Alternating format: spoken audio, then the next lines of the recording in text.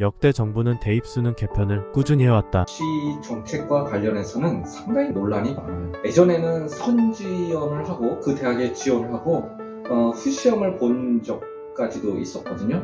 자신이 원하는 학과를 지원하고 학교도 지원하고 좋은 제도라고 생각했지만 서울에 있는 학생들이 제주도에 가가지고 시험 보면은요, 숙박해야 되는 등 굉장히 힘든 상황이 왔어요. 그래서 여러 좋은 조건, 그리고 좋은 정책임에도 불구하고 그것이 얼마 가지 않고 그 제도는 사라지게 됩니다. 어떻게 보면은 이런 여러 가지 과정을 겪으면서 그 역대 정부는 입시 정책에 있어서 계층마다 혹은 서로 특성에 맞게끔 그러한 생각들을 다 고려해가지고 입시 정책을 만들기는 쉬운 부분은 아니었습니다.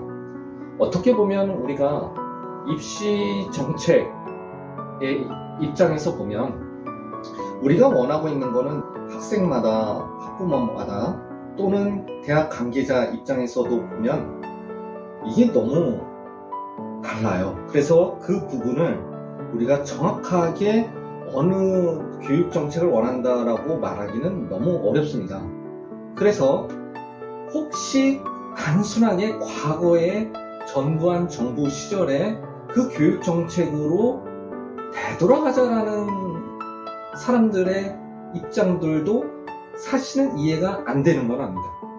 이게 간단했고 점수로 학생들을 나눴고 그리고 정원보다도 대학 입시 정원보다도 더 많이 뽑았다라는 거죠. 그러니까 어떻게 보면 그 시대로 돌아가자. 그 얘기는 지금까지 교육정책의 발전이 그렇게 눈에 확 띄게 좋아진 것은 아니었다라는 입장인 겁니다.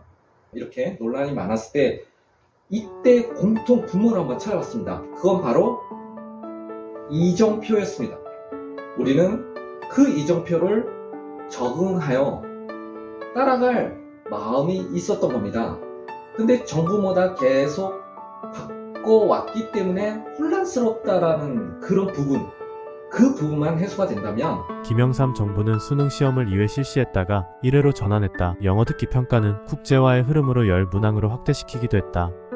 김대중 정부는 수능 9등급제 도입으로 영역별 점수, 팩분위 도입, 표준 점수제도 도입했다. 탐구 영역을 사회과학을 분리, 제2외국어 영역도 추가했다.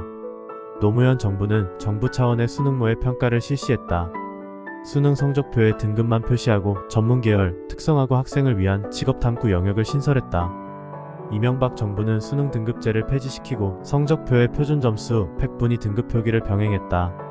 EBS 연계를 70%까지 반영시키는 정책을 펼쳤다. 탐구 영역은 3개 과목으로 축소했다. 박근혜 정부는 A형, B형 등 수준별 수능을 실시했다. 국어 듣기를 폐지시키고 한국사 영역을 필수화했다. 문재인 정부는 수능 절대평가 전환 여부를 논의했고 영어 영역을 절대평가 실시했다. 좀 더 과거로 돌아가 보자.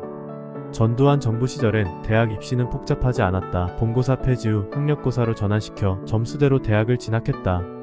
졸업 정원제로 30% 입학 정원을 늘렸고 미흡한 학업 성적을 얻은 재학생은 졸업을 못하는 경우도 있었다. 2007년 당시 한겨레의 한겨레 프리즘에서 잘 사는 집 아이들의 학력 수준이 높아졌다고 추정할 수 있는 여지가 있다는 조심스러운 진단을 내놓았다.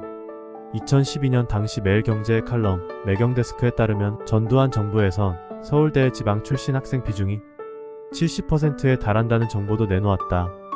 교육이 과거에 비해 나아지고 있다고 생각하는 이들이 있다. 누구에게나 배움의 길이 지속적으로 열리고 있어서다. 그게 아니라고? 당신은 어느 정부 때 입시 정책을 원하는가? 그게 아니면